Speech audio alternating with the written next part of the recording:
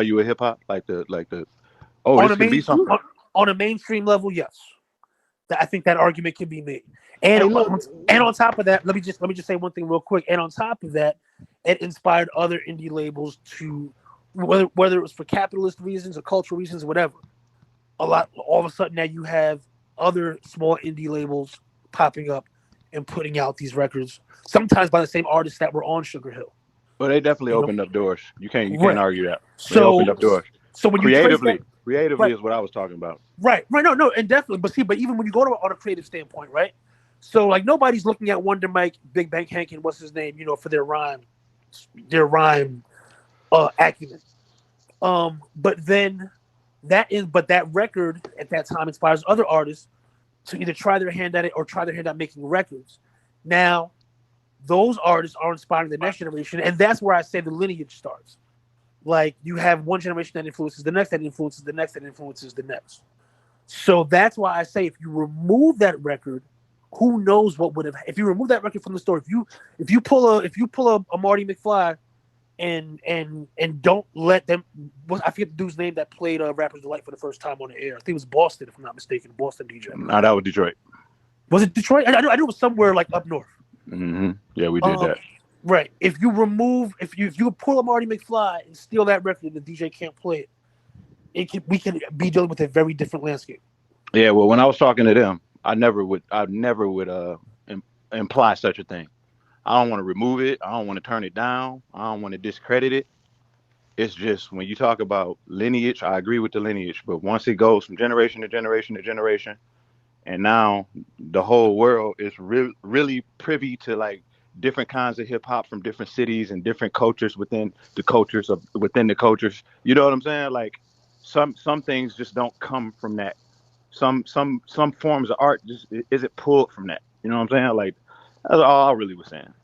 Wasn't Right. saying it ain't great or it ain't classic, but to say that I rock to the west, I rock into the west. This To nigga. say that just influences everybody is ridiculous. Hey, but wait a minute But though. I think I don't. There's I a think double-edged sword though. Hold up. There's a double-edged sword because those deals with Sylvia were notoriously predatory deals. Those were notoriously all deals back then were predatory. yeah, but exceptionally and like even with that same that same energy, like Curtis Blow, he came out in '79 with the Breaks was '79, and he was the first one on a major label, and he went gold. So, I mean, you could argue. I mean, it's like debatable. It's not to say right or wrong, but you could say maybe without Sugar Hill, you still would have had Curtis Blow doing what he did, and But here's maybe the it thing: would have Mercury might not have given Curtis that deal if right. Sylvia had sold those million records. Right. So the question becomes like, was it inevitable or was it really like groundbreaking? And from just some of the stuff that I've researched and interviews I've done with people, they say that it was really Sylvia's, like she beat people to the punch more so than it was a visionary thing. It was more like the climate of New York at that time. It was youth culture like off the charts, and she capitalized on it. But it might have been inevitable. You know what I mean? Like you had, what was the dude's name? What the fuck was his name? What do you do? Steve Gordon in the Kosher Five. Right. Take My Rap Please. That was '79. Just listen to the names. Mel The Brooks. names alone should let you Fuck, I know. can't remember this Steve shit. Gordon and the Kosher Five. Yeah, that was '79. Yeah, And then you had yeah. like fuck man, Chevy Chase from Saturday Night Live. That he had a joint called The King of Rap. That was like Right. '81. I mean, Mel Brooks had a rap record. Right, yeah. Oh man, It's what was good. from It's that good to be movie? the king. Yes, but that was the King of Rap. My bad. Right, and it was kind of hard. Rapper's Plight was the Chevy Chase joint. Rapper's Plight. Right. He Yeah, did it's good to be the king. That was Mel Brooks, and like the instrument, like obviously it's a novelty record, but for that era, the beat was actually pretty dope. Yeah, so I don't know, man. I get it because I personally I can't say that the message or Rapper's Delight did it for me. I was too young. It was like That shit inspired me. It inspired me to turn it off. this The message dude right here. I mean, it was cool. I was a little kid. I was a little kid. It Yeah, didn't I make mean, me. your It age, didn't if make me you, feel. Yeah, it didn't make me feel creative or nothing like that. I wasn't about to go conquer I the don't think world with anything was lyrics. going to necessarily. I don't think you were going to go back and write a rap record at 3 years old listening to the message. But Well, I mean, shit, you ain't hear the call that we was on. These niggas was saying that these songs influence everything that exists today. You know what I'm saying? Because it existed back then, everything that exists today is influenced by I that. think they. I I've would heard say. I OGs would say argue that that they that were a was. building block in the house of hip hop. They're not the building block. They're a foundation. They're Yeah, definitely okay. part of the If you foundation. word it that way, I can agree with that. But that's not what they were saying. I They were think that that's saying, what they were trying. I think no. So here's the thing: is and this is what I meant to say before. I think that's what they were trying to say, but it was not, the message was not being you delivered. trying to move the goalposts for some New York niggas. I'm No, trying to no, tell no, you. no, I'm no, It's no, trying to it's tell no. you. generational, bro. I think it's like if you're, I'm not that old, It's a right? So generational curse that I, New Yorkers have. Y'all got New York privilege. but see, it's not just New York. I don't think. I think it's a lot of Yeah, I people don't that think are that's a New older. York thing. I think it's. I've heard older people from different places put rappers delight on a pedestal, and that I feel like it's a generational thing. And you know what it is? People fetishize periods of their life and the music, the fashion, Yeah. the memories that go with it. Like I said, when he was saying that shit, I wasn't finna jump in and argue that shit, but I understood what Royce was saying. Like, for me, nah, that wasn't it. Like, for me, it just wasn't that. I mean, I Was loved I a was don't. I lot y'all don't of was, think. I was rap don't y'all in think music, you were. here? but I don't think you were at an age Was for it y'all to in here I with be wasn't Scratch? for it right, to be that Was for y'all you. in here with right. Scratch was saying, okay, if it wasn't for Big Daddy Kane, there'd be no Jay Z. Okay, I agree with you. Okay, now there's no way that Jay Z could be better than Kane because Kane before Jay Z it was Kane. Okay, I disagree with that. Yeah, I, I mean I that. See, that's where I I think. agree that we all of us artists are somebody's baby. You know what I'm saying? Like we all are derived from something. You know what I'm saying, that inspired us. But All it right. So don't so mean but it don't mean it don't mean that we're not capable of taking that shit to another level. You You know want what you I'm saying? want well, the you want the that's he what's wants the supposed to happen. potential of excellence. That's the whole point. What Royce is saying is anybody that puts their mind and soul into it enough can be the best. And you can't take that away from somebody because they may not have been around at a certain time. I get Yeah, it. cause you I cause you mean, cause you cause you watch, you DJ, everywhere for a long time. But listen, man, I dedicated my life to the craft of writing raps. You know what I'm saying? Like when it comes to that, I'm a scholar. I know that shit. I know I have a fucking grasp of the English language and letters and words. I got these bitches on a string, and I'm telling you that Jay Z took that shit to a level that nobody else has ever taken it before, Kane included. Well, what you that's what's mean Okay, by supposed to that, bro? happen. Big Let's The Daddy argue. Kane, the the Let's argue. Big Daddy Padawan Kane Look, couldn't look, rap better than a picture of Jay Z. the look, Padawan is let's supposed to argue. become What the you mean Jedi by at a that? certain point. What you mean by that, bro? All right, And I'm just being I'm being the other person now. Jay Z could take a selfie, and he can put it in the studio, and Big Daddy Kane can rap at You that couldn't selfie, could, and it ain't gonna be better. why you say that though, brother? Like like help me understand. But let's pretend I'm the dude from like I don't know. I'm from Bermuda, right? And I've been told that Big Daddy Kane is the best ever. Now, why is Jay Z better? Why? Like Because he's specifically, why? he took the foundation of what Kane was doing, and a few other people, Coogee Rap, a couple other people, and he elevated it. He elevated it technically. He elevated it commercially. He elevated it in every way. He made classic Jay albums. Z ain't got no song over 120 beats per minute though, and G Rap and Kane and Rakim That's that. all. But what does that have to do with anything? I'm playing the advocate of an argument. I'm saying if you That gonna you argue that you feel somebody like you took feel like it, that adds to their greatness. well, That I'm adds just to their saying. greatness because they rap I to a certain mean, tempo. I'm saying that you know it ain't easy to do that. That's not easy to do.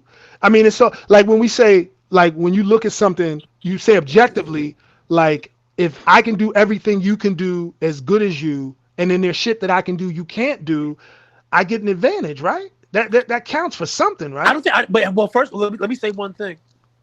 It's not a matter of him not being able to do Respectfully, that. Respectfully, respectfully. respectfully, I have Jay Z records at like 115, 118. I repurposed one of his. Jay Z did everything, bro. He did Right, everything. but again, I said Let me earlier, but I was the one. But see, let me y'all are looking at this wrong. I said earlier, Jay Z did rhyme fast, but I'm arguing why someone would say otherwise. I'm but playing here, let me just arguments what I was advocate. saying. Let me finish what I was saying. but you have to also take into context. Like for one, all right, like I said, I have him doing fast records, in the 2000s. The only thing we ever released was I repurposed one of those rhymes, and I had him do it over the not Wrath of Kane, over Warm It Up Kane, which we put on the S Carter mixtape. But the thing that you have to also take into account is this was an era where 120 BPM or 115 BPM records weren't it.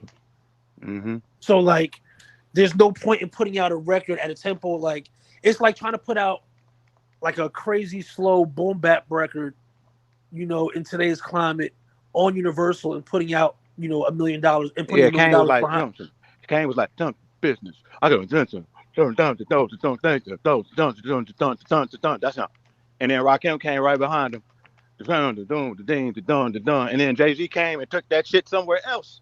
No, bro, you crazy as shit. No, I don't Motherfucking lyrics understand. of fury, Bro, follow the listen, leader. He wasn't going duh. That's not what happened. Listen, Bro. my nigga, That's not true. he did everything. I wasn't trying to discredit Rakim. That's my heart. But Jay-Z did everything. He checked all boxes. All. I don't think so. I don't. What you think he missed? I feel like when I look at Jay-Z, I have to start I look at the whole thing with Jay-Z, right?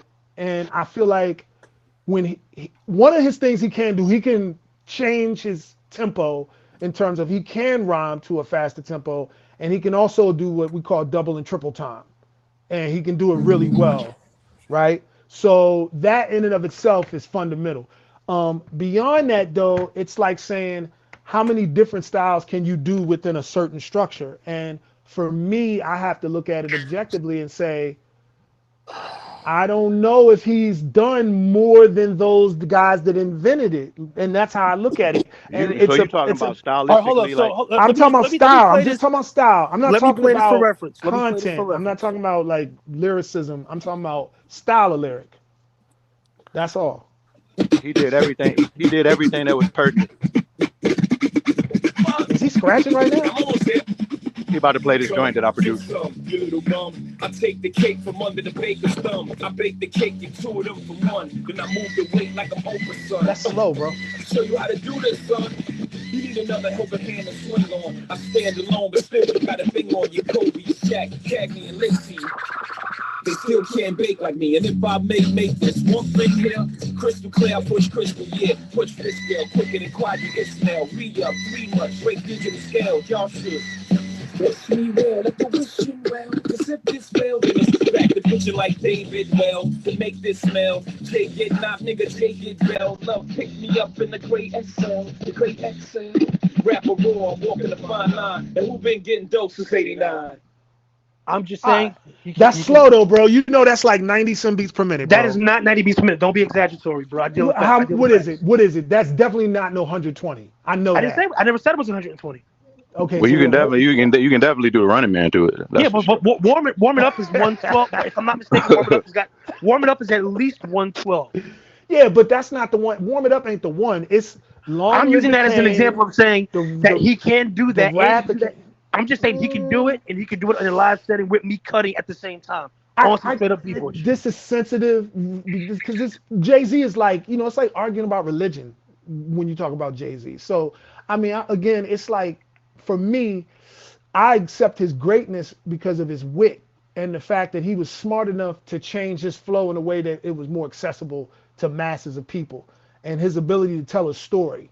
And as a lyricist, those things are valuable. But when I look at like specifically G-Rap, Kane, and Rakim, there's a lot of elements. Kane, it was the punchlines. A lot of people overlook Kane was doing punchlines early in the game. G-Rap, it really is the flow. It's the speed.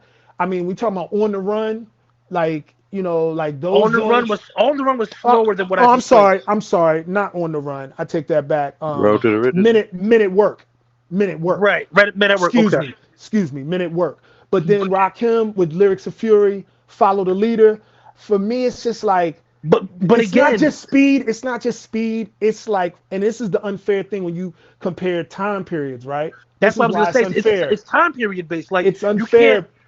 What does he look like making records with that kind of level of aggression in an era where that is not what's winning? Well, see, this is where we get to the thing about the art of MCing. That's the beauty of it. For me, at least, it's to say, how do you do what someone else is not doing and make it in a way that people can appreciate it?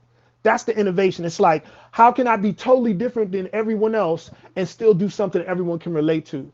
His That to run, me, his that's run. what it is to me. You know how a lot of our great ones, they went on their own run. You know what I'm saying? 50 had a run. Everybody had a run, right? Jay-Z's run, like out of everybody, he put lyricism. I can argue Marshall too, but I don't want to trigger nobody. He put lyricism on a mainstream platform. Like he put the essence of culture on the mainstream platform. He was calling niggas out on the biggest stage, Yeah, I battling mean, niggas, he's dope. I going mean, to there's the no, going yeah. to the going to the radio station rhyming. You know what I'm saying? Like just the classic verses, classic songs, classic moments. You know what I'm saying? Like storytelling, everything, Well, let me everything you can ask a think of. question. Let me ask this question. So in 2022, right? Because like what Rakim say, fewer than ever, I remain the future. So let's say 2022. Is there anything left to innovate for MCs that somebody in 20 years will be trying to figure out how to do? Is there anything left, or has it all been done? That's the question. What You Jay Z, never, what nobody, Jay Z did. Okay. nobody could ever answer that question because No, no, no. that, And it's that a same simple question could have question. been asked 20 years ago. The Right, nigga Jay Z, the nigga what's the Jay Z, answer? he's the only one who does everything, bro. No, but I'm Everything. asking. No, listen what I'm asking. I'm saying in 2022, has everything that can be done been done, or is there I know what still you're room asking, to but that's an pioneer? impossible question to answer It can't because be you don't know impossible. that. Well, You but don't know what it if is you're driven by until somebody does imagination, it. that's what you're looking for. That's my point. My point I is was kind of there's always answering it. something. Okay, go Yeah, ahead. I'm saying like the new way to think is how many different ways can you approach the shit, and do you know how to read the room well enough to know what you should be saying, what you shouldn't be saying, how you should say it. Like Jay-Z checks all of these boxes. You know what I'm saying? Like when he's on in a way where the music just lasts forever. You know what I'm saying? Like that's what I'm talking about. So it'll be a rapper who could fucking, flip, do double time like him, or it'll be another rapper who could tell stories like him. It'll be another rapper who could use punchlines. You know what I'm saying? But very, very, very few can do everything, all of that shit. You know what I'm saying? Like, But that's what I'm asking. Is there anything left to pioneer? Or are we at a point where basically you just gonna be doing something that somebody already did in the last 20 years? Or is there another frontier? Is there new ways to rhyme? Is there new ways to MC? Or is it at a point where it's been done already and all you can do is figure out how to do it in a way people will like it? That's the question. Is there more frontiers left? Or are we at it's a uh, point it's where we uh, just it's There's it's always a it's frontier. always it's always ways, well, bro. that's It's my always point. ways. That's way Like I see it. anybody, I That's think the way I look at it. anybody you hear, you'll hear remnants. Like Kendrick, you hear whose baby he is. You know what I'm saying? Like you hear like different people's style within his style, but he took that shit and made it his own. You know what I mean? And he's doing something that's unique, and it's extremely successful on a commercial level. You know what I'm saying? So it's like that's very difficult to do right now and maintain what especially purists would deem uh integrity. But You know what I didn't mean? people say